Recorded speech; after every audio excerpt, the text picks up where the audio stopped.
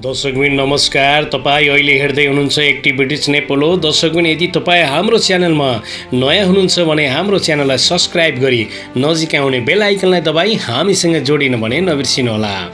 यस्तै यस्तै फरक प्रस्तुति यस्तै समाचारमूलक भिडियो हेर्न चाहिँ नबिर्सिनुहोला। सम्पूर्ण साथीहरु नमस्कार। म आज एकदमै महत्त्वपूर्ण विषयमा बोल्न गइरहेको छु।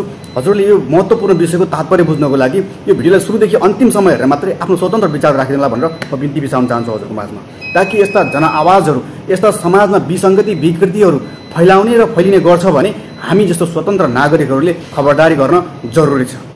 र हजुरहरू यस च्यानलमा नयाँ हुनुहुन्छ भने, पहिलो पटक भिजिट गर्दै हुनुहुन्छ, पहिलो पटक यो भिडियोलाई हेर्दै हुनुहुन्छ भने हाम्रो यस च्यानललाई सब्स्क्राइब गरेर छेउमा रहेको बेल आइकनलाई दबाएर सदाको लागि यस्तै भिडियो हेर्नको लागि जोडिन भने नबिर्सिनुहोला।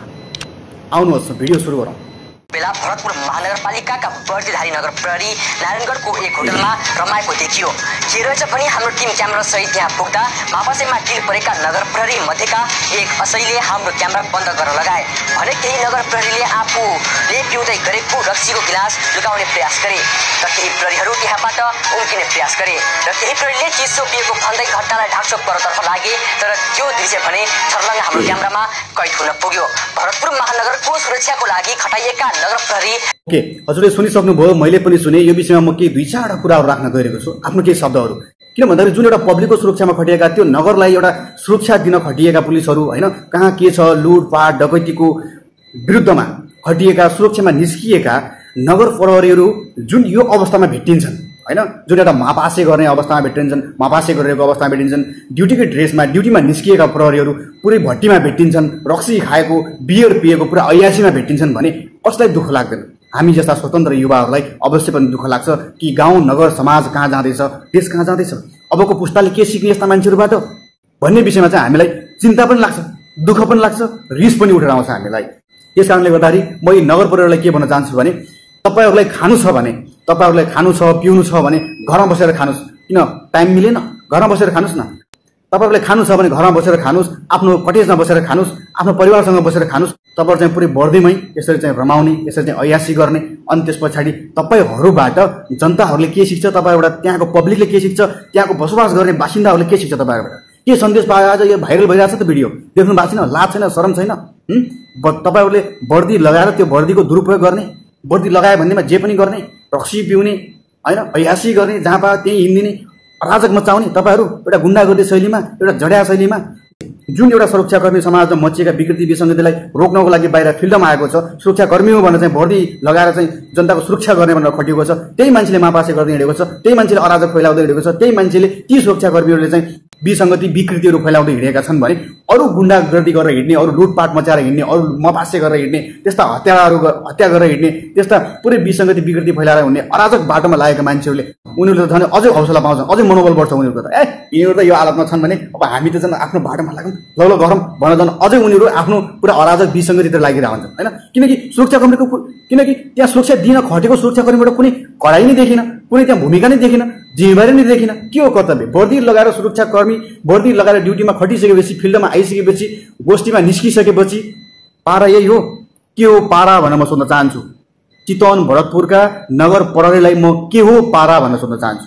तपाईहरुबाट के आज दुनिया नगर प्रहरीलाई, देशका सुरक्षाकर्मीहरूलाई, देशका बासिन्दाहरूलाई यही सन्देश दिन खोज्नु भएको थियो? तपाईहरु घरमा बसेर खानुस्, तपाईहरु घरमा बसेर खानुस्, घरमा बसेर चाहे नाङ्गै खानुस्, चाहे तपाईहरु कपडा लगाएर खानुस्, धोती लगाएर खानुस्, टोपी लगाएर खानुस्, त्यो पर्दाको कुरा हैन, त्यो तपाईहरुको पर्सनली कुरा हो। जब तपाईहरु सुरक्षाकर्मी भनेर तपाईहरुले जब वर्दी तपाईको शरीरमा हाल्नुहुन्छ, तपाईहरु आफ्नो पर्सनली जीवनमा तपाईहरु रमझम गर्न पाउनुहुन्न।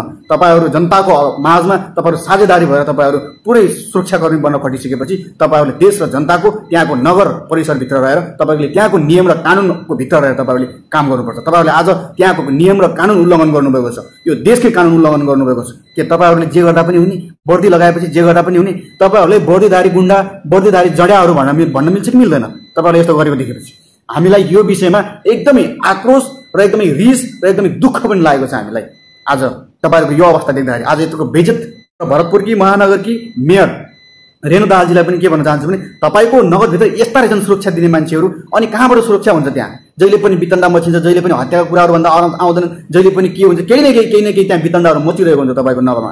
भनिसकेपछि यस्ता मान्छेलाई सुरक्षा दिएर बस्नु, यस्ता मान्छेहरू सुरक्षामा खटाउनु भएको रहेछ तपाईले, अनि खै तपाईको निगरानी, खै अनुगमन कसले गर्छ?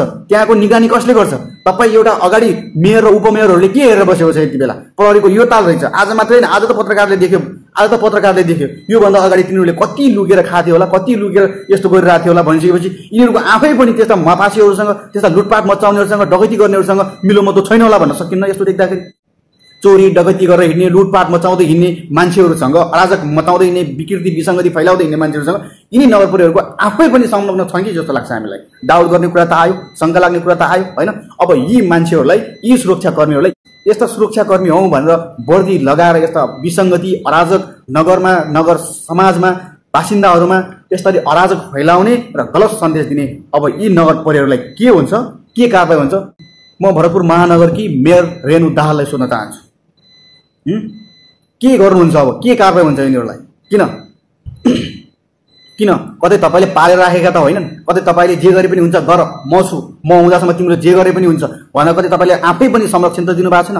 अझै पनि आफै पनि ओतपोत गर्नु भएको छैन? कतै आफै पनि ओतपोत गर्नु भएको छैन? तपाईँले केही न केही तपाईँले अब के गर्नुहुन्छ त्यो मलाई थाहा छैन, तर हामीले के भन्छौँ भने यिनीहरूलाई के कारबाही हुन्छ? यस्तो वर्दी लगाएर सुरक्षामा खटिएका यस्ता सुरक्षाकर्मीहरूलाई के कारबाही गर्नुपर्छ?